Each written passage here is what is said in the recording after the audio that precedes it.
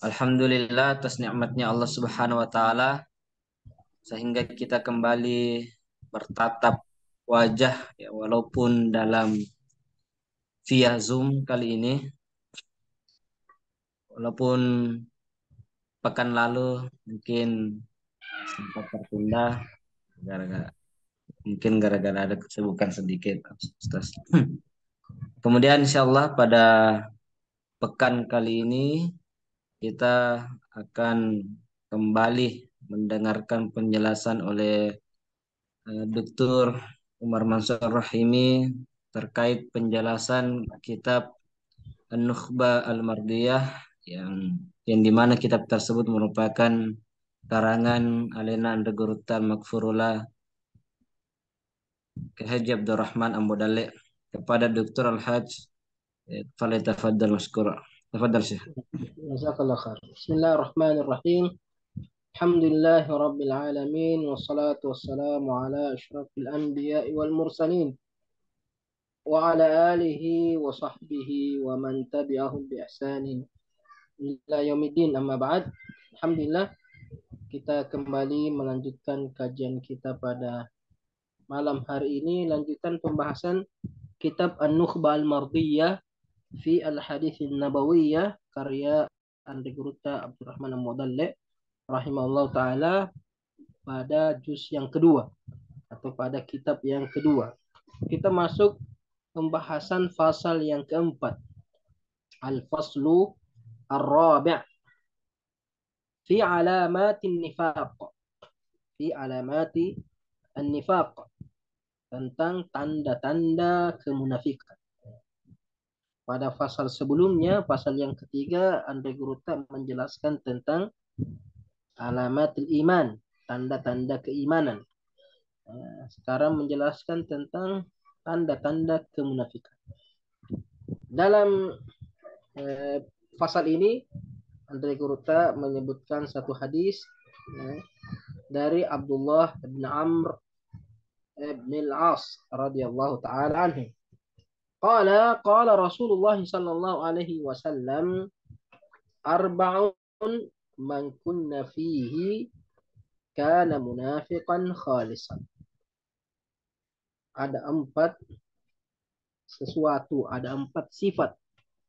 Siapa yang terdapat padanya empat sifat ini, kana munafiqan khalisan, maka dia adalah seorang munafik tulen. Kalau empat sifat ini terkumpul pada dirinya. Wa man kanat fihi khaslah minhunna, siapa yang pada dirinya terdapat salah satu dari empat sifat tersebut, kana fihi khaslatun minan nifaq, maka dia memiliki sifat kemunafikan hatta yada'aha, sampai dia meninggalkannya. Artinya kalau dia memiliki empat sifat ini secara utuh, secara hakiki, maka dia munafik yang hakiki, yang menampakkan Islam tapi menyembunyikan kekufuran.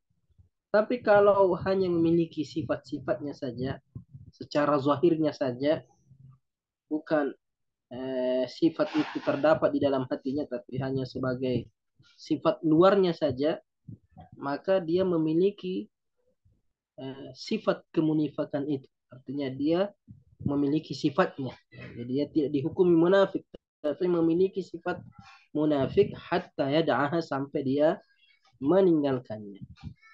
Yang mana empat sifat itu? Kata Rasulullah, idza tumina khana. Idza tumina khana, apabila dia diberikan amanah, amanah dalam bentuk apapun, amanah dalam bentuk apapun, sekecil apapun, maka dia berkhianat. Dia berkhianat, tidak menunaikan amanah dengan baik. Wa idza haddatsa kadzab, apabila dia berbicara, mengucapkan sesuatu, dia mengucapkan dalam keadaan dusta, atau dia berdusta dalam ucapannya. Wa idza ahada ghadar, Wa idza ahada ghadar. Apabila dia berjanji, dia menyelisihi janjinya. Wa idza khasama fajar. Apabila dia bersengketa, bermusuhan, berseteru, berselisih, fajara. Dia berbuat curang. Melakukan kecurangan terhadap musuhnya, terhadap lawannya. Rawahu Syekhani, hadis ini diriwayatkan oleh Asy-Syaikhan, yaitu Imam Bukhari dan Muslim. Wa ashabus sunanis tsalatsa, diriwayatkan juga oleh pengarang kitab Sunan yang 3, yaitu Abu Dawud, wa Tirmidzi, wa Nasai. Ini hadis yang disebutkan oleh Andre Gurta dalam fasal ini. Kemudian saya mengatakan asyarah, penjelasan terhadap hadis di atas. An-nifaqu fil lughati, kata nifaq dalam bahasa Arab, mukhalifatul batin lidh-dhahir. Batinnya menyelisihi zahirnya. Yang dia sembunyikan tidak sama dengan apa yang dia nampakkan. Jadi itu namanya nifaq secara bahasa. Yang nampak, yang tersembunyi menyelisihi yang nampak, tidak sama covernya dengan isinya. Itu termasuk nifaq dalam secara bahasa. Nifaq asluhu min nafiqa yarbu. Asal kata nifaq ini diambil dari sarang yarbu, sarang nafiqa yarbu. Ini nafiqa, sarangnya yarbu. Yarbu itu hewan kecil seperti tikus. Modelnya seperti tikus, telinganya lebih besar, agak besar telinganya daripada telinga tikus yang biasa. Wahia ihda hujarati. Nafiqa ini, jadi yarbu itu hewan seperti tikus, tinggal di bawah tanah. Ada di dalam tanah itu, di sarangnya itu ada namanya nafiqa. Wahia ihda hujarati, salah satu dari kamar-kamar yang ada di sarang yarbu ini. Yaktumuha wa yadhharu wa yudhiru ghairaha. Dia sembunyikan ini kamar khusus dan dia menampakkan selainnya. Artinya ini kamar atau ruang khusus bagi yarbu ini tersembunyi, tidak nampak dari luar. Dalam kitab lain dijelaskan bahwa dia menutupinya dengan tanah, seolah-olah tidak ada sarang di situ, padahal di dalamnya ada sarang. Itulah artinya menyembunyikan sesuatu dengan menampakkan sesuatu yang lain. Yang lain yang terlihat ternyata lain yang ada di dalamnya. Itu asal kata nifaq. Ada juga yang mengatakan nifaq itu diambil dari kata nafaq. Nafaq itu terowongan.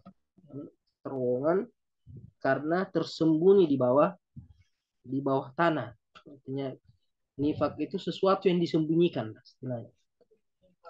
Wan nifaqu in kana fi i'tiqadihi al-iman. Kemunafikan itu kalau dalam masalah akidah, dalam masalah keimanan, bahwa nifaqul kufr, maka itu adalah kemunafikan yang setara atau bahkan lebih buruk daripada kekufuran. Artinya dia menampakkan keimanan, tapi hakikatnya dia menyembunyikan kekufuran.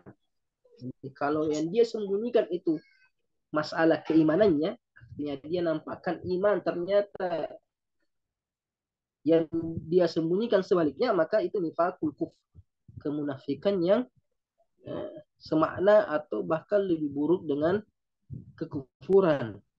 Innal munafiqina fi darkil asfal. Orang munafik itu di dasar paling bawah neraka jahanam. Jadi buruk daripada orang kafir yang menampakkan kafirnya, yang secara terang-terangan menampakkan kekufuran, itu lebih ringan. Artinya jelas dia permusuhannya terhadap Islam. Sedangkan orang munafik ini dia menampakkan Islam tapi sebenarnya dia membenci Islam.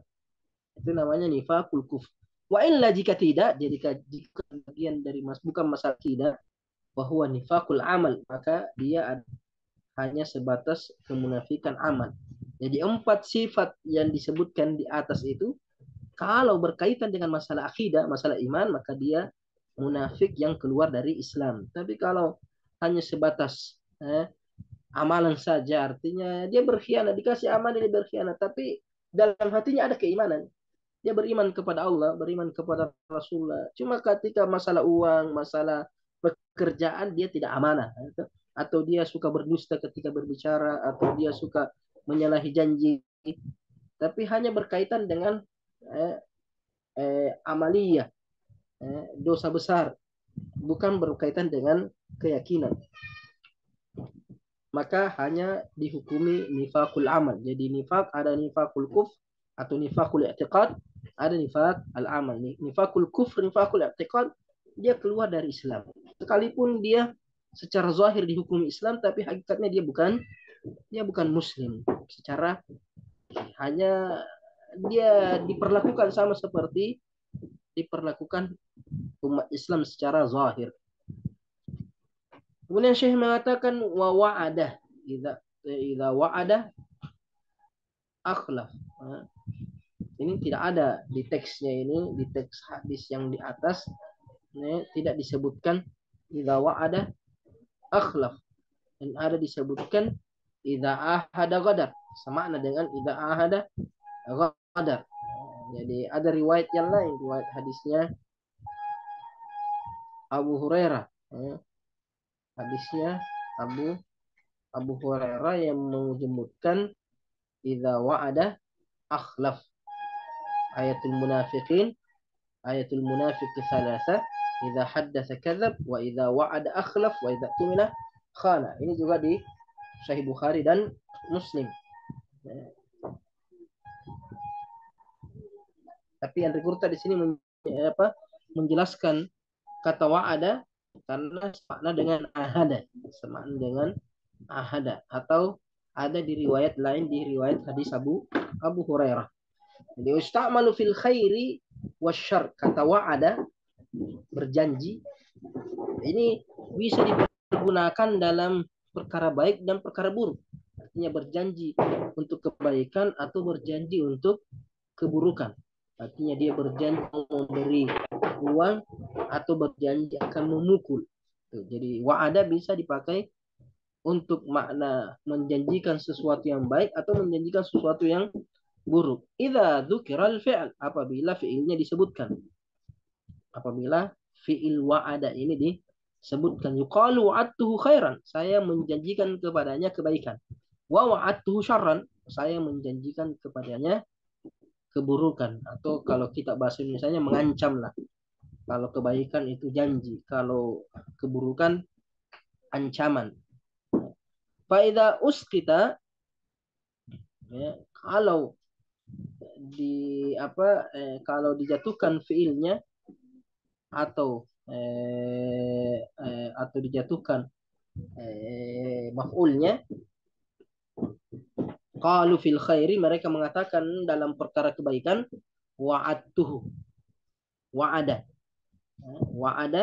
berarti kebaikan. Tapi kalau fi syarri au'adtuhu ada.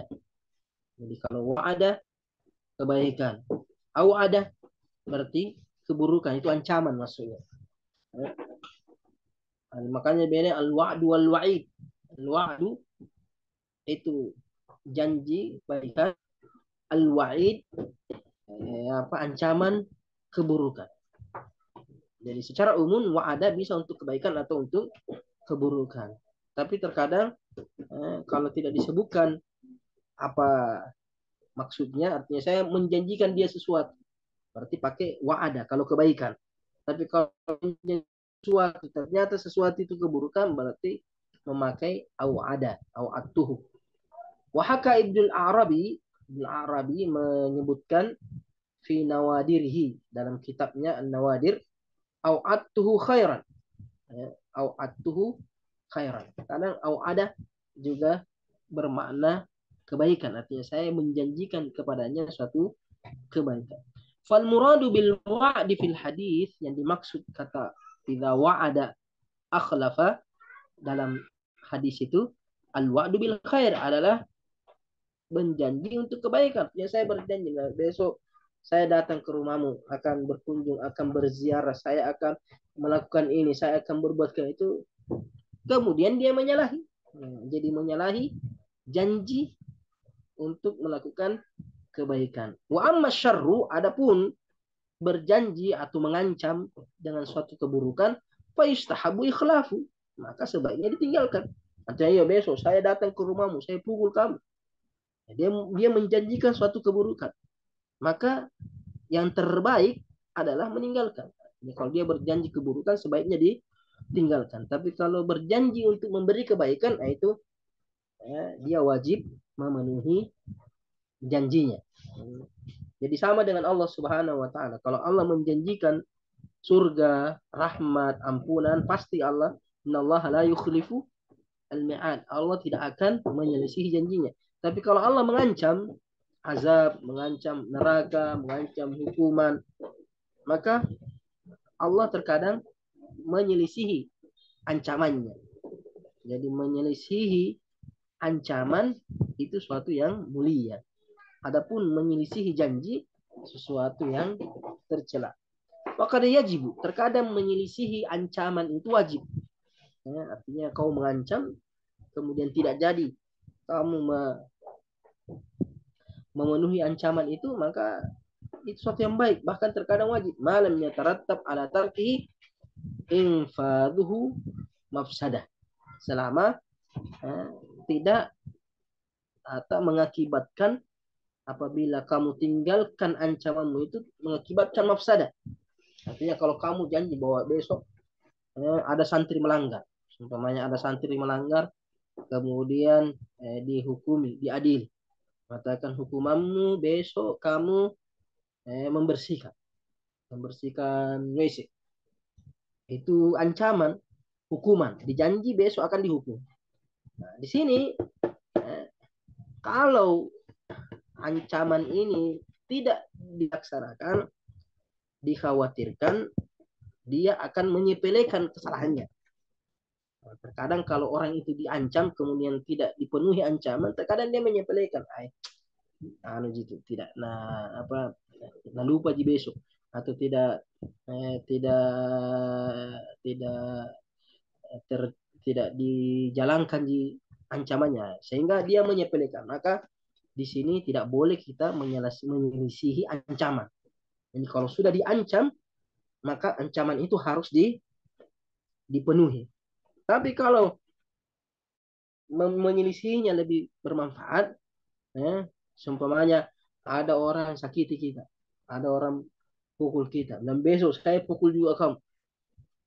Tapi ternyata besok kita tidak pukul dia, kita menyelisihi ancaman supaya hubungan menjadi lebih baik, maka itu sesuatu yang terpuji. Jadi menyelisihi janji sifat kemunafikan.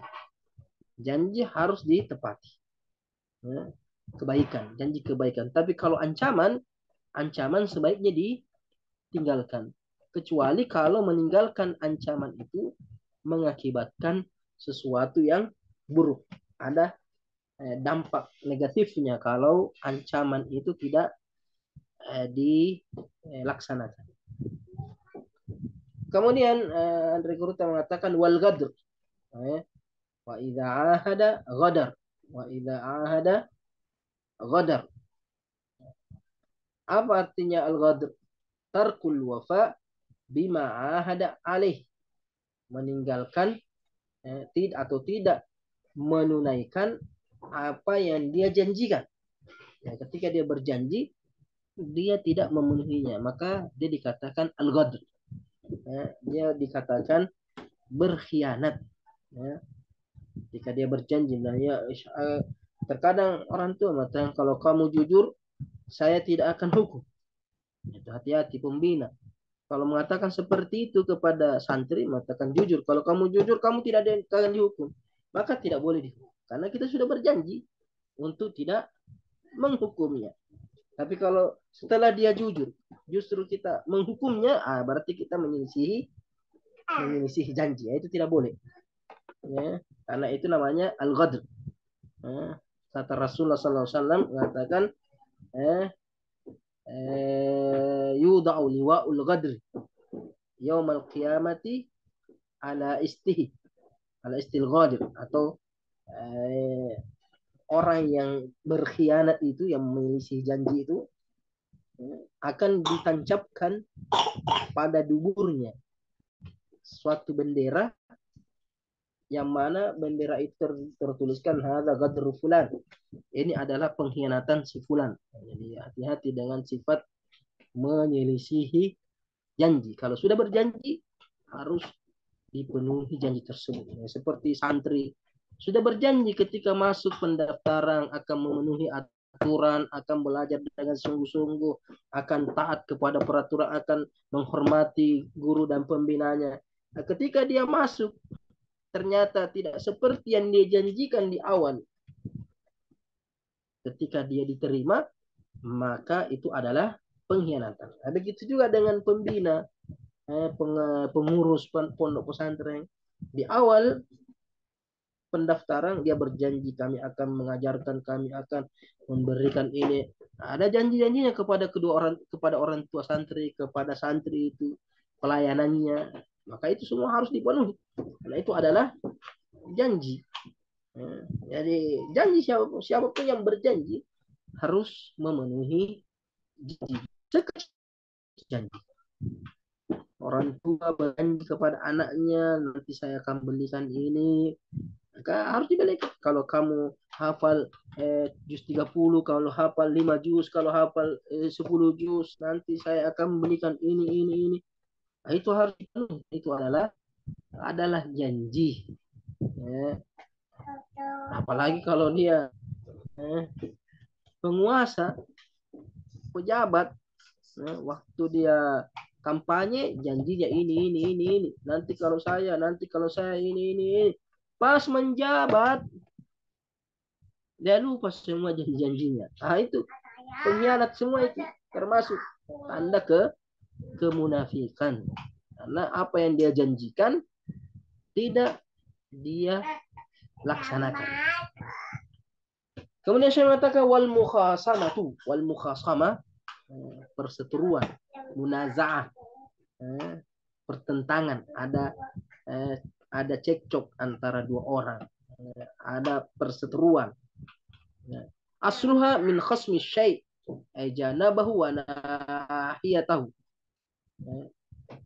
Jadi asal katanya al-mukhasama itu khasmu syai'. Khasmu syai' ay janabahu, menjauhi sesuatu. Karena orang yang bermusuhan itu selalu berusaha saling menjauhi, saling berseberangan. Nah, ia tahu, saling berseberangan. Satu di pihak ini, satu di pihak itu. Satu mengatakannya, satu mengatakan tidak. Satu pilih ini, satu pilih itu. Namanya mukhasama. Fakullu dan muhtakhasimin min jihah, fi jihah. Masing-masing orang yang berseteru itu, berselisih itu ada di sisi yang berseberangan. Ada di satu tempat atau pendapat atau pemikiran yang berseberangan, apakah dalam masalah agama ataupun dalam masalah dunia. Namanya al-mukhasamah. Beda pendapat, beda pemikiran, beda alma mater, beda, kemudian tidak sejalan. Itu namanya tidak sejalan, tidak satu pemikiran, tidak satu kesepakatan, saling memusuhi lah, saling bertentangan maksudnya. Idza khasama fajar. Wal fujur, apa yang dimaksud al fujur? Wa idza khasama fajar. Al fujur al mailu anil haq. Fujur itu menyimpang dari kebenaran. Menyimpang, menyelisih kebenaran. Namanya al-fujur. Wal ihtiyalu fi raddihi. Al-ihtiyalu fi raddihi. Artinya cari selalu ngeles, selalu menjauh untuk kembali pada kebenaran. Artinya berusaha untuk tidak melakukan sesuatu yang benar. Jadi itu namanya fujur. Tidak mengikuti kebenaran atau berusaha berpaling dari kebenaran. Wa asluhu minal fajri. Asal katanya fujur itu dari kata al-fajr. Wa huwa syakku syai'. Syakku asyai'i syakkan. Syakku syai'i syakkan. Artinya membelah sesuatu menjadi dua belah. Namanya fujur. Atau merobek itu maksudnya. Artinya apa? Suatu benda itu dibelah dengan belahan yang wasian, yang luas. Merobeknya. Seumpamanya bantal itu diiris sehingga robek terbelah dengan belahan yang besar. Itu namanya fujur. Asal katanya itu fujur. Wal fujur fatkun fid din. Sedangkan secara istilah fujur itu adalah penyimpangan atau suatu yang rusak dari agama. Artinya ada yang rusak dari agama itu. Fatku itu artinya menyimpang atau membelah. Ya, suatu yang halal dia jadikan haram atau suatu yang haram dia langgar. Itu namanya al-fujur atau menyimpang dari kebaikan atau berpaling dari aturan agama. Jadi idza khasama fajar. Apabila dia berselisih itu berusaha mengalahkan, menjatuhkan lawannya dengan cara yang tidak benar. Itu namanya fujur, dengan cara yang dilarang dalam agama. Kemudian Syekh mengatakan bayyana Rasul sallallahu alaihi wasallam, Rasulullah SAW menjelaskan anna man wujidat fihi arba'u khisal. Rasulullah menjelaskan bahwasanya siapa yang terdapat padanya 4 sifat kemunafikan ini, karena munafikan khalisan, maka dia adalah seorang munafik yang tulen. Artinya munafik hakiki. Artinya kalau bicara berdusta, amanah khianat, berjanji menyelisih, berselisih dia berbuat curang. Kalau terpenuhi 4 sifat ini, maka dia jelas sekali seorang yang munafik. Karena ini sifat jauh sekali dari sifat keimanan. Jauh sekali dari sifat keimanan. Ya. Kalau 4 sifat ini terpenuhi.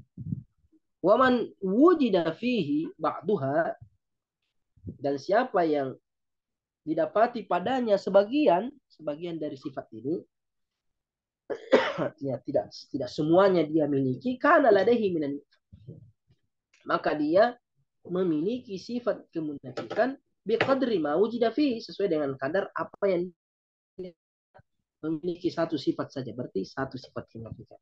Kalau 2 tambah parah lagi sifat kemunafikannya. Kalau 3 lebih parah lagi. Tapi kalau 4 wah sudah munafik betul itu kalau 4-4-nya ada sama dia.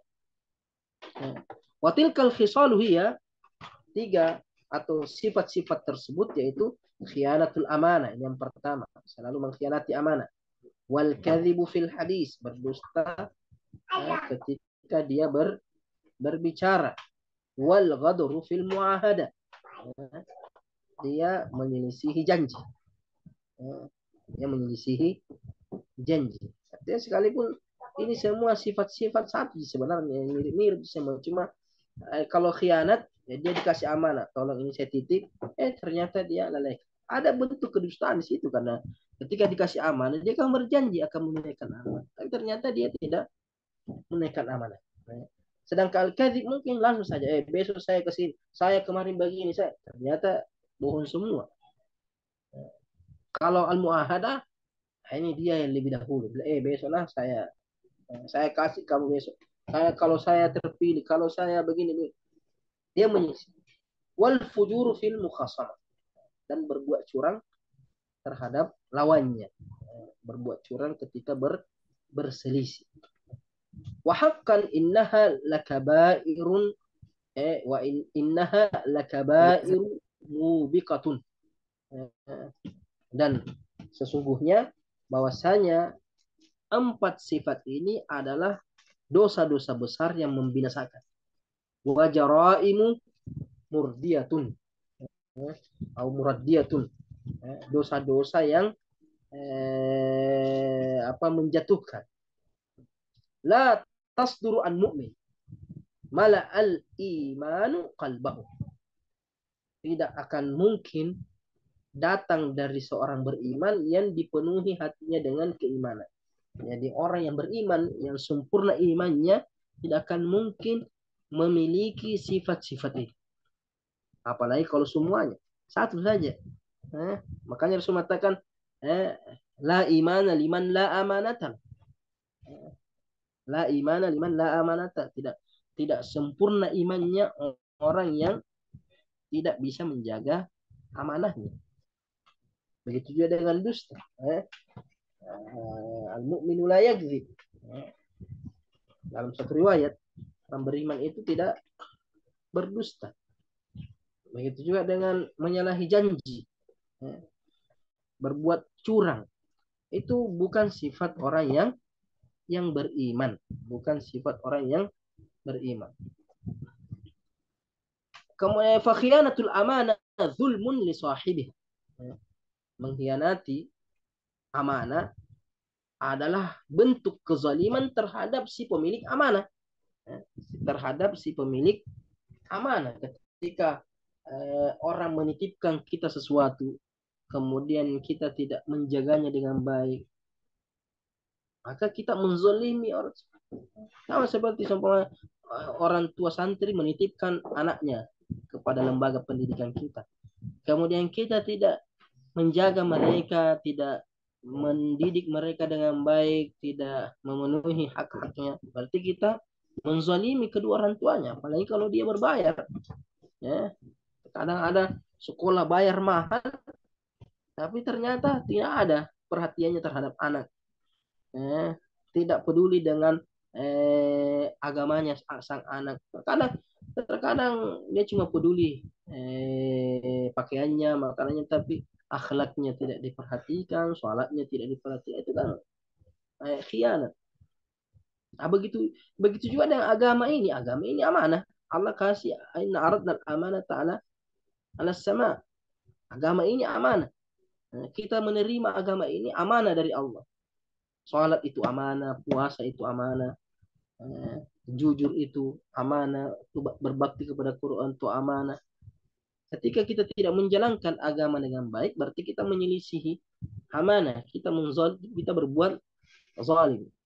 Jadi fakhiyanatul amanati zulmun li sahibiha. Mengkhianati amanah adalah kezaliman terhadap pemilik amanah itu. Wa naz'un li thiqati min nufusin nasi bi khainiha. Naz'un, yang mencabut athiqah, kepercayaan di hati manusia dengan pengkhianatannya itu. Jadi ketika kita sudah berjanji, kita dikasih amanah, kemudian kita tidak tunaikan itu amanah, maka orang tidak akan percaya lagi kepada kita. Orang kalau satu kali dikhianati, biasanya sulit lagi untuk percaya. Wa hiya naw'un minas sariqah. Jadi mengkhianati amanah itu bagian daripada mencuri. Apalagi kalau dikasih amanah uang, seumpamanya. Dikasih amanah masukkan anaknya pesantren, bayar sekian, terus ternyata tidak mendapatkan apa yang dijanjikan, fasilitas yang dijanjikan, berarti dia berkhianat dan mencuri dari orangnya. Kita dikasih modal, kemudian kita tidak mempergunakan, kita dikasih pekerjaan seperti pegawai negeri seumpamanya. Pegawai negeri itu dikasih amanah, dikasih gaji. Ketika tidak menjalankan tugasnya dengan baik, berarti dia mencuri karena dikasih gaji tanpa menjalankan tugasnya dengan baik. Berarti dia mencuri, gajinya itu tidak halal bagi dia karena tidak sesuai dengan pekerjaannya. Di eh, apa datang terlambat, cepat pulang. Padahal dia digaji dari jam sekian ke jam sekian. Itu gajinya itu. Dan berarti kalau dia kurangi waktu bekerjanya, dia kurangi kualitas kerjanya tanpa ada alasan tentunya, tentu berarti dia khianat. Dan khianat ini ada bentuk mencuri istilahnya. Kalau dia mendapatkan gaji, ya sebenarnya dia tidak berhak mendapatkan gaji tersebut karena dia berkhianat terhadap aturan yang sudah ditetapkan. Maka ada fassarul khiyana, ulama juga menafsirkan khianat itu bi annaha at-tasarrufu fil amanati bi ghairi wajhin syar'i. Mempergunakan barang yang diamanahkan itu tanpa ada alasan syar'i. Kabaiha, seperti dia jual. Seumpamanya dia dititipi barang. Kemudian dia jual. Setelah datang, hilang. Barang hilang. Berarti dia berkhianat. Karena seharusnya dia simpang itu. Kemudian dia jual. Aujah dia. Atau dia mengingkarinya. Nah ini saya kemarin titip barang. Nah tidak ada. Ini bukan punya saya. Padahal dia tahu bahwa itu punyanya orang. Dia titipannya orang. Tapi dia mengaku miliknya. Ya. Awintiqasiha. Atau menguranginya. Dititipi beras 10 kilo. Diambil 1 kilo. Tinggal 9 kilo dikembali. Itu dia kurangi. Awit tahawunu fi hifziha. Atau awit tahawuni fi hifziha. Atau dia tidak serius menjaganya. Sebenarnya tolong titip motor saya. Kemudian ditaruh di luar dengan kuncinya. Tidak dijaga dengan baik. Berarti hilang. Kemudian hilang. Berarti bukan saya hilang. Ya, tak hilang. Tapi gara-gara kamu tidak jaga dengan baik. Itu namanya tidak menjaga amanah. Kenapa? Karena dikasih amanah, kemudian dia tidak jaga. Tapi kalau dia sudah jaga, ternyata hilang, ya itu dia lepas dari tanggung jawab. Tapi kalau dia tidak jaga dengan baik, namanya khianat. Jadi khianat itu menjualnya atau merusak apa yang diamanahkan kepadanya, atau dia pergunakan untuk kepentingan pribadinya tanpa izin, supaya dititipi mobil. Kemudian dia pakai itu mobilnya orang tanpa izin. Itu pakai berbisnis. Itu khianat namanya. Harusnya minta izin. Mobil saya pinjam dulu lah. Kalau dikasih izin pakai, tapi kalau tidak dikasih izin jangan dipergunakan. Makanya banyak sama seperti banyak travel itu, travel haji umrah, diambil uangnya orang kemudian dia putar tanpa seizin pemilik uang. Ketika bisnisnya macet, uangnya orang hilang tanpa ada persetujuan sebelumnya. Itu namanya khianat semua, pengkhianat. Karena dikasih amanah, kemudian dia tidak jalankan amanah dengan sebaik. Wal amanatu tashtamilu kullu man tumina alaihi insan. Kullu ma tumina alaihi insan.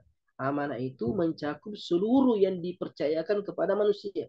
Mimmalin, dari harta, atau irdin. Rahasia. Itu juga amanah. Kata Rasulullah, idza haddatsa ilaikum akhak wal tafata fahi amanah. Jadi kalau ada orang bicara, tapi sebelum dia bicara, lihat dulu. Ada ke orang yang dengar, ada ke orang yang lihat. Kemudian dia bicara, berarti tanda bahwa yang dia sampaikan itu amanah. Tidak boleh ada yang tahu selain kamu. Ada rahasianya. selama rahasia itu masalah pribadinya, bukan masalah umum. Ya. Au hakin, atau hak. Ya, dia punya hak, semuanya dia punya saham lah, atau dia punya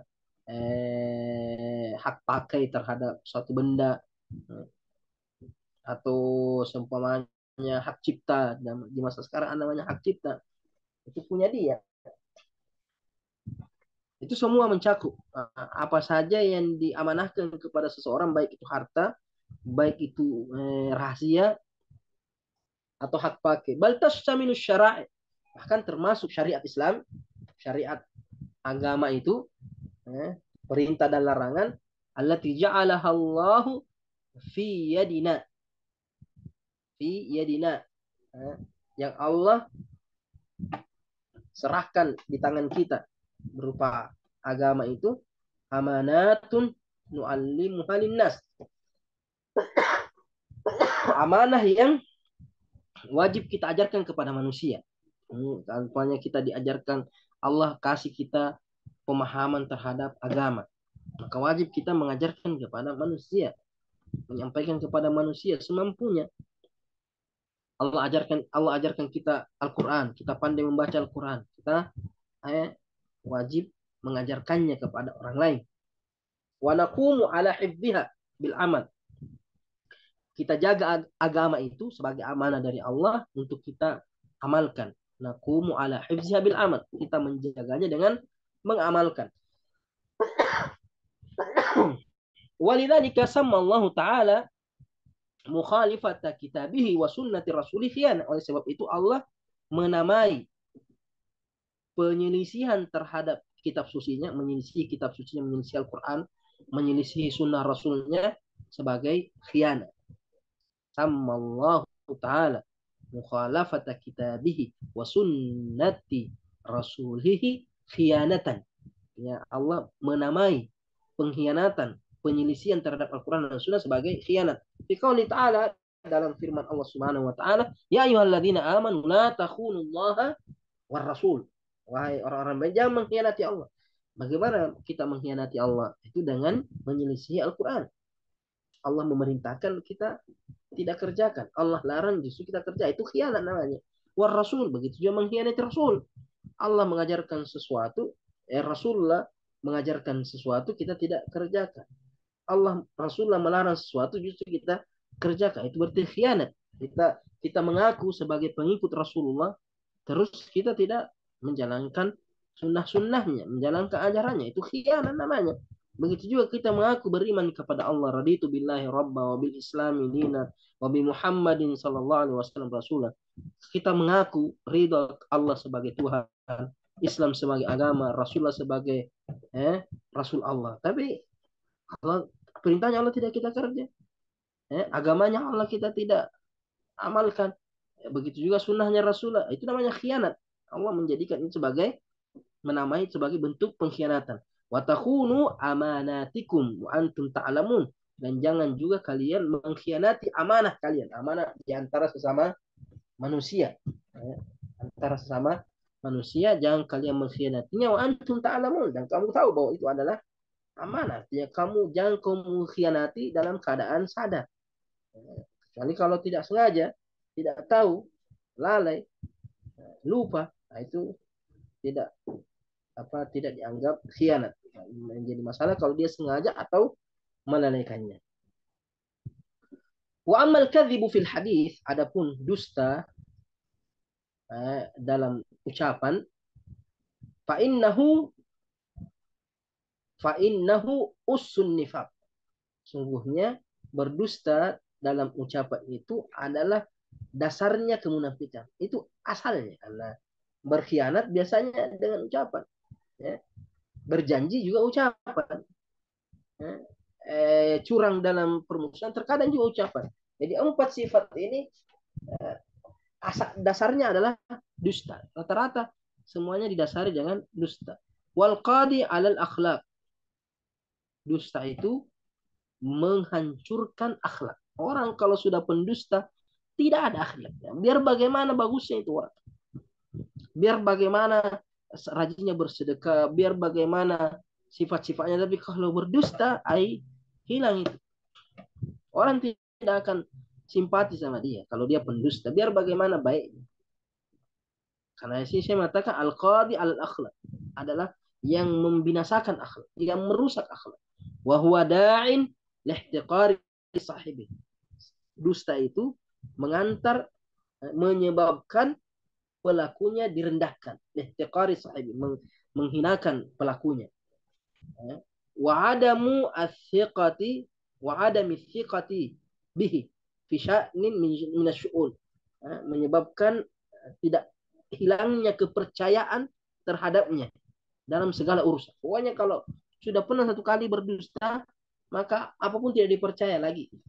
Sulit dikasih amanah, sulit lagi dikasih. Makanya hati-hati. Satu kali orang dapat kita berdusta, itu akan dikenang. Dan orang tidak akan percaya lagi.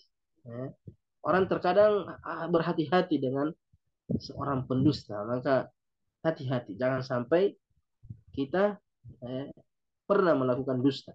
Nabi mengatakan iyakum wal kadhib. Iyakum wal kadhib. Hati-hati dengan dusta. Fa innal kadhiba tahdi ilal fujur. Karena dusta itu ngantar kepada kefajiran, ke perbuatan maksiat. Wal fujur yahdi ilan nar. Sedangkan kefasikan itu, kefajiran itu, kemaksiatan itu mengantar kepada api neraka. Wa sahibuhu mulabbasun 'alan nas. Wa sahibuhu mulabbisun, mulabbisun 'alan nas. Pelakunya itu mengelabui manusia. Mengelabui manusia. Orang tidak tahu ini ucapannya benar atau dusta. Kadang benar, kadang dusta. Jadi orang tidak jelas sama dia. Ghashun lahu. Wa sahibuhu mulabbisun 'alan nas. Artinya mengelabui manusia dan berbuat curang kepada manusia, berbuat curang. Artinya seumpamanya mengatakan saya begini padahal dia tidak begitu. Saya orang baik padahal dia tidak bukan orang baik. Saya lulusan ini padahal bukan lulusan itu. Saya wal kadzabu fil haqiqati mayyitun bainal ahya. Wal kadzabu, pendusta itu, orang yang suka berdusta, fil haqiqati sesungguhnya, mayyitun bainal ahya, adalah orang mati di tengah orang-orang hidup. Artinya dia zombie, mayat apa? Mayat berjalan. Ya, seolah-olah orang pendusta itu orang yang sudah mati tapi masih berkeliaran di tengah-tengah manusia. Wa khalful wa'di, menyelisihi janji, au naqdil uhud, au naqdul uhud, ada juga melanggar perjanjian, wal ghadru biha, menyelisihi janji, babun min abwabil kadzib, itu bagian daripada dusta atau salah bentuk di antara bentuk-bentuk dusta. Qad rattaballahu alaihi nifaqul qulub. Allah me, menjadikan hal itu akibat, menjadikan sebab dusta itu Allah jadikan sebab kemunafikan di dalam hati. Jadi orang yang menyelisih janji, suka berdusta, itu akan mengakibatkan kemunafikan di dalam hati. Fi qawlihi, dalam firman Allah, fa'aqabahum nifaqan fi qulubihim. Allah menjadikan kemunafikan di dalam hati mereka ila yaumi yalqawnahu, sampai hari dia bertemu dengan Allah, bima akhlafullah, disebabkan karena mereka menyelisihi Allah, ma'ahaduhu, ma wa'aduhu, apa yang mereka janjikan. Dia berjanji kepada sesuatu kepada Allah, dia menyelisih janjinya kepada Allah, akhirnya Allah jadikan itu bentuk kemunafikan di dalam hatinya. Wa kanu yakdzibun, dan disebabkan karena apa yang mereka ucapkan dengan dusta.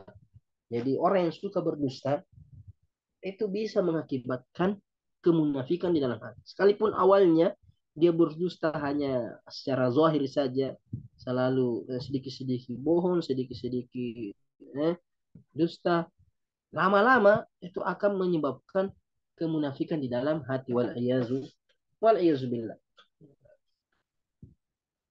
Wa khalful wa'idi, wa khalful wa'di taddi'un litsiqah, sama juga menyelisih janji itu juga menyia-nyiakan kepercayaan. Wasariqatun min waktil mau'ud, dan mencuri waktunya orang yang dijanji. Besok kita bertemu. Akhirnya orang itu datang, dia tidak datang. Berarti kamu mencuri waktu mereka. Kamu sudah berjanji ketemu jam sekian, ternyata tidak datang. Orang sudah lama menunggu. Kamu tidak datang, berarti kamu mencuri waktunya orang tersebut. Sariqatun min waktil mau'ud wa ikhlalun binidami hayati wa amali, merusak tuntunan kehidupannya atau jalan kehidupannya, pekerjaannya. Artinya seharusnya dia sudah mengerjakan sesuatu, gara-gara kamu janji dia tidak jadi. Namanya orang itu mau melakukan sesuatu, tiba-tiba kamu janji mau datang, akhirnya dia tinggalkan pekerjaannya demi menunggu kamu. Ternyata kamu tidak datang, berarti kamu merusak jalur kehidupannya orang, pekerjaannya orang. Wa kullu hadza yafqidu bihal insan min makasibil hayati ribhan azima. Ini semua menyebabkan kehilangan seseorang dari pekerjaan hidupnya, menghilangkan keuntungannya. Seharusnya orang itu pergi bekerja, seharusnya orang itu mendapatkan keuntungan, pergi mencari nafkah, karena menunggu kamu, karena janjimu, dia kehilangan pekerjaannya, dia kehilangan keuntungannya. Seharusnya dia ke pasar dapat untung, tapi kamu rencana mau datang, dia tunggu kamu di rumahnya tidak datang-datang. Berarti kamu merugikan orang lain. Dan intinya menyelisih janji itu menyebabkan kerugian bagi orang lain. Wa kadzalika naqdul ahdi, begitu pula juga menyelisihi janji. Kita sudah sepakat, kita sudah merencanakan sesuatu, mengerjakannya secara bersama, tiba-tiba kamu menyelisih. Wa khalfil wa'di yakunu jarimah kubra. Menyelisih janji merupakan dosa keburukan yang besar. Idza kana al-azmu alaihi muqarin lil-wa'd, apabila rencananya itu ketika dia berjanji dia sudah rencana untuk menyelisih. Jadi ada orang berjanji, awalnya dia ingin menunaikan janjinya. Awalnya ketika dia bicara, besok saya datang. Rencananya memang mau datang. Tapi besoknya malas apa ini, akhirnya dia tidak minta maaf juga. Berarti dia menyelisih janji setelah berjanji. Tapi yang lebih buruk lagi kalau memang dari awal memang sudah seperti dia minta pinjam uang, pinjam dulu 100, bulan depan saya ganti. Tapi dalam hatinya dia sudah berniat untuk tidak membayar utang tersebut, itu lebih buruk lagi. Fa idza kana aziman 'ala al-wafa'i sa'ata wa'din, kalau dia bertekad untuk memenuhi waktu dia berjanji, walakin arada lahu ma hala dunal wafa, akan tetapi di tengah jalan setelah dia berjanji ada yang menghalangi untuk menunaikan janjinya, lam yakun min ahli nifaq, maka dia tidak termasuk orang munafik. Sempuranya dia berjanji besok datang, ternyata macet, ternyata ada sesuatu yang lebih penting apa semua, ada alasan sehingga dia tidak memenuhi janji, maka dia tidak termasuk orang munafik. Fa in kana al-wa'du fi imkanihi, tapi kalau dia memungkinkan untuk memenuhi janjinya, wa tarakahu, tapi dia tinggalkan, falai ismul ikhlaf, maka dia berhak mendapatkan dosa menyelisih. Wa in kana qablu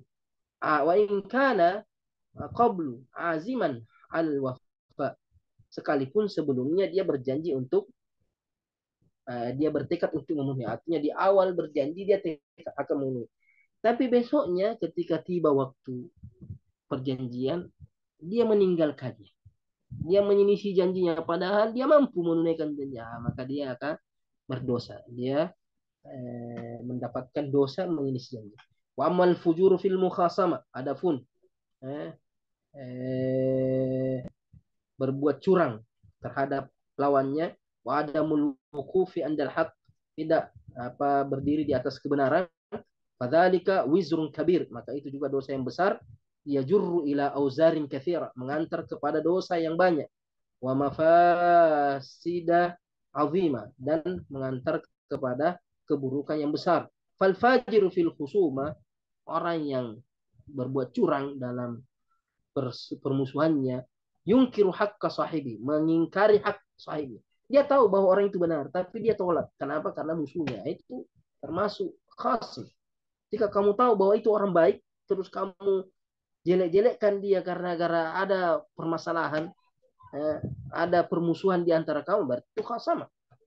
Jadi ketika bermusuhan, fokus kepada yang diperselisihkan saja. Jangan bawa-bawa masalah pribadinya, jangan bawa-bawa masalah yang lain.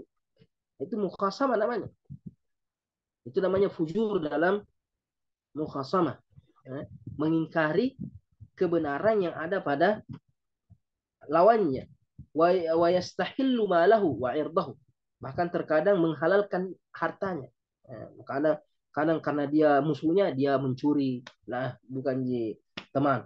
Kadang menghina dia, merendahkan harga dirinya karena alasan musuhnya. Tidak boleh. Wala yatruku baba min abwabil idrar bihi illa tahamam. Orang yang berbuat curang dalam berselisih biasanya tidak meninggalkan pintu-pintu keburukan kecuali dia kerja. Apapun yang penting menyakiti lawannya dengan segala cara. Tidak peduli itu benar atau salah, itu bahaya. Walau adha fi sabili dzalikal mal katsir, sekalipun dia harus mengorbankan harta yang sangat banyak. Bayar sini, bayar sana, bayar pengacara ini, bayar pengacara itu, yang penting dia bisa memenangkan perselisihan itu, padahal dia tahu itu sesuatu yang tercela, maka itu termasuk dosa. Bal walau syagalahu dzalika an qiyami biwajibatih. Bahkan sekalipun itu menyibukkan dia dari melakukan kewajibannya. Terkadang gara-gara bermusuhan tidak mau salat, gara-gara ada salat di situ temannya, lawannya tidak mau melakukan kewajibannya karena ada di situ lawannya. Wa anta jiddun alaihim, ya, wa anta jiddun alimun bima yakunu baina arbabil qadaya wa baina hizbaini min baladin wahid. Kamu betul-betul mengetahui apa yang terjadi di antara orang-orang yang banyak permusuhannya. Coba lihat di pengadilan, lihat perselisihan persengketaan yang ada di tengah-tengah masyarakat antara dua kelompok, antara dua mazhab, antara dua partai, antara dua suku. Terkadang ketika ada permusuhan, menghalalkan segala cara untuk menjatuhkan musuhnya. Wa bainal ahzabiz siyasiyati wa ghairiha, antara partai-partai politik atau selainnya. Partai politik ini untuk menjatuhkan lawan partainya, dia menjelek-jelekkan, memfitnah. Itu semua sifat kemunafikan itu. Menjatuhkan orang lain dengan cara yang tidak benar, memfitnah. Fal fujuru fil mukhasama tida'un wabilun. Berbuat curang terhadap lawan itu adalah penyakit yang sangat berbahaya. Yaqta'ul awsar, memutuskan hubungan, memutuskan. Terkadang saudara putus hubungan saudara, teman putus hubungan teman, sahabat putus hubungan sahabat, gara-gara berbuat curang ini. Wa yunshirul jara'i, menyebarkan keburukan. Wa yaftiku bil akhlaq, merusak akhlak. Fala jarama in kana ayatu fil nifaq. Tidak mengherankan kalau sifat ini adalah salah satu di antara tanda kemunafikan. Wa hadza wa qad dzakara an-Nawawi anna jama'atan minal ulama. Imam Nawawi telah menyebutkan bahwasanya beberapa orang dari ulama addu hadzal hadis muskilan, menganggap hadis ini sesuatu yang bermasalah. Insyaallah nanti kita lanjut ini karena ini ada perselisihan pendapat yang akan dibahas Andre Gurta ini yang dinukil dari Imam An-Nawawi. Ini agak butuh penjelasan sedikit, agak panjang penjelasannya. Jadi insyaallah nanti kita lanjut di sini tentang ada masalah yang dibahas oleh ulama tentang hadis ini. Ada sesuatu yang mengganjal lah istilahnya di pikiran ulama terhadap hadis ini dan bagaimana menghilangkan hal itu atau menepis masalah yang mengganjal terhadap hadis ini. Itu yang nanti kita akan bahas. Nah, hadisnya penjelasannya agak panjang. Insyaallah. Subhanakallahumma hamdik asyhadu an la ilaha illa anta astaghfiruka wa atubu ilaik. Tafadhal. Alhamdulillah. syukran kasiran atas penjelasannya, Syekh. Alhamdulillah tadi kita telah mendengarkan salah satu hadis membahas tentang kemunafikan. Ya, dokter tadi telah menjelaskan tanda-tanda orang munafik, pekerjaan munafik, macam-macam kemunafikan, perbedaan atau au ada dan lain-lain sebagainya. Terima kasih, Syekh. Kemudian kepada seluruh peserta santri, tak menutup kemungkinan ada yang ingin ditanyakan.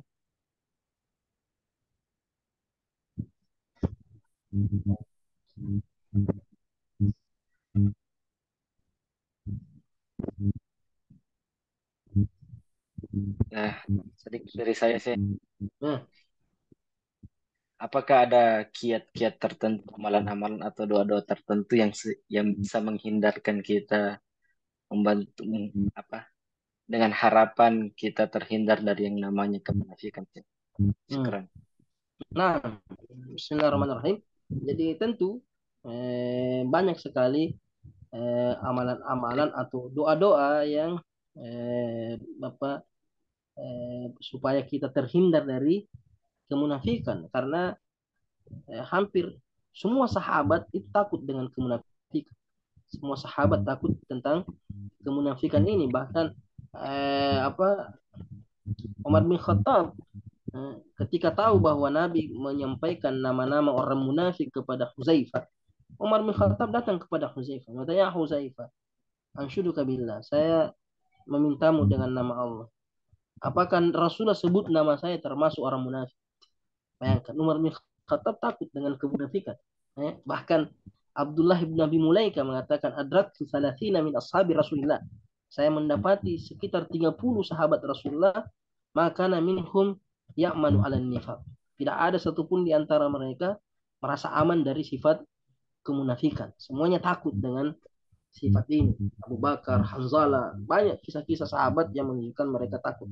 Makanya Al Hasan Basri mengatakan, ma amina minan nifaqi illa munafik. Tidak ada orang yang merasa aman dari sifat munafik kecuali dia munafik. Wa ma khafa minan nifaqi illa mu'min. Tidak ada yang takut dengan kemunafikan kecuali orang beriman. Jadi kalau sudah ada rasa takut terhadap sifat kemunafikan, itu tanda bahwa dia orang beriman. Artinya kalau dia merasa dusta itu buruk, dia merasa menyelisihi janji itu buruk, artinya masih merasa bahwa sifat-sifat ini berbahaya dan dia takut dengan berusaha menghindarinya, itu tanda bahwa dia orang beriman. Sekalipun terkadang tergelincir. Tapi kalau dia merasa enjoy, artinya kalau dia berdusta tidak ada rasa bersalahnya, menyelisih janji tidak ada rasa bersalahnya, menganggap biasa itu, berarti itu sudah tanda. Jadi langkah awal supaya kita dijauhkan dari kemunafikan, pertama harus takut dengan kemunafikan. Harus tahu dulu buruknya itu orang munafik. Tahu tanda-tandanya, ini sudah langkah awal. Kemudian setelah itu ya berusaha menghindarinya. Berusaha menghindarinya, selalu berkata jujur. Usahakan sekalipun kul haqqa walau kana murran. Tunaikan berkata benarlah sekalipun itu pahit. Berusaha memenuhi janji, sekalipun terkadang harus berkorban, terkadang harus keluar harta, yang penting kita penuhi janji. Kalau tidak bisa, minta maaf. Ketika kita bersengketa, bermusuhan, jangan kemana-mana. Ketika kita mempermasalahkan satu masalah, jangan lari ke masalah yang lain. Usahakan selesaikan terus. Jadi ada namanya berusaha. Kemudian juga memperbaiki hubungan kepada Allah Subhanahu wa taala, memperbaiki salatnya, karena di antara sifatnya orang munafik itu, idza qamu ila sholati qamu kusala. Orang munafik kalau salat malas-malasan, kalau bersedekah dia terpaksa, wala yunfiquna illa wa hum karihun. Jadi berusaha memperbaiki ibadah. Kemudian tentunya juga doa, perbanyak doa kepada Allah, karena masalah hati ini miliknya Allah. Makanya Nabi selalu membaca itu, Allahumma ya muqallibal qulub, tsabbit qalbi ala dini. Wahai yang membolak-balikkan hati, tetapkan hatiku di atas agamamu. Kenapa? Karena hati ini mudah terombang-ambing. Makanya perbanyak doa ini. Kemudian Nabi juga mengatakan innal imana takhlufu fi qulubi ahadikum kama takhlufu thiyab. Iman itu menjadi usang di dalam hati kalian seperti pakaian itu menjadi usang. Pakaian kalau selalu dipakai lama-lama menjadi tua, menjadi rapuh, menjadi warnanya luntur. Begitu juga dengan iman. Kalau lama itu iman itu akan menjadi lusuh, menjadi lemah, bisa jadi lari kemunafikan. Makanya kata Rasulullah, "Faqra'ul Qur'an yujadidullah iman." Bacalah Al-Qur'an, Allah memperbarui iman kalian. Kemudian termasuk juga minta kepada Allah agar kita diberikan keimanan yang kuat, keimanan yang tegar, tidak seperti orang munafik, mudzabdzabina baina dzalika, la ilaha ula wa la ilaha ula. Orang munafik itu terombang-ambing, kadang sama orang kafir, kadang sama orang beriman, tidak kokoh keimanannya. Jadi perbanyak doa supaya dikuatkan imannya kepada Allah Subhanahu wa taala. Nah, itu di antara amalan atau pencegahan supaya kita tidak terjerumus ke dalam kemunafikan atau tidak memiliki di antara sifat-sifat orang munafik ini. Wallahu taala alam. Keren saya. Ya.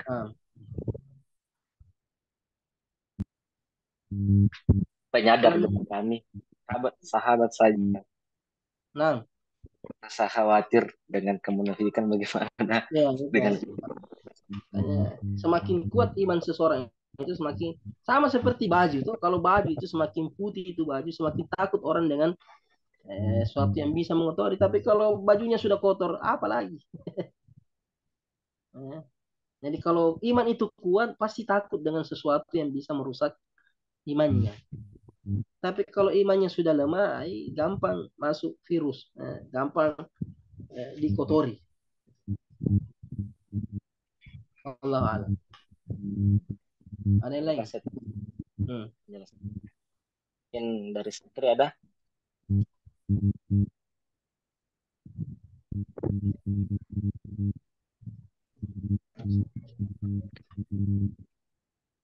Sekali lagi kami seluruh pengurus santri PDI Pondok Pesantren Berat mengucapkan syukur kasihan banyak-banyaknya kepada Atur atas penjelasan pada malam hari ini. Kita membaca kafaratul majelis. Subhanakallah wa bihamdi.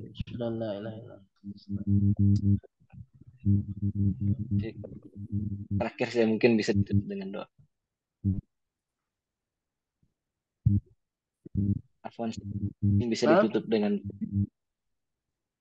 doa. Bisa ditutup dengan doa. Bismillahirrahmanirrahim. Alhamdulillah rabbil alamin. Salatu wassalamu ala asyrafil anbiya'i wal mursalin wa ala alihi wasallam. Allahumma inna nas'aluka bi annaka anta Allah la ilaha illa anta al-ahadus samad alladzi lam yalid wa lam yulad wa lam yakul lahu kufuwan ahad. La ilaha illa anta subhanaka inni kuntu minadh dhalimin. Allahumma rabbana zalamna anfusana wa lam taghfir lana wa tarhamna lakunanna minal khasirin. Allahumma 'allimna ma yanfa'una wa anfa'na ma 'allamtana. Allahumma rabbi zidna 'ilma. اللهم إنا نعوذ بك من علم لا ينفع ومن قلب لا يخشع ومن نفس لا تشبع ومن دعاء لا يستجاب له.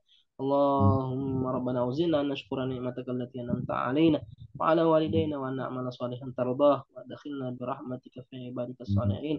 اللهم اغفر لنا ولوالدينا وارحمهما كما ربيانا صغارا. ربنا آتنا في الدنيا حسنة وفي الآخرة حسنة وقنا عذاب النار. وصل الله على سيدنا محمد وعلى آله وصحبه وسلم. الحمد لله رب العالمين.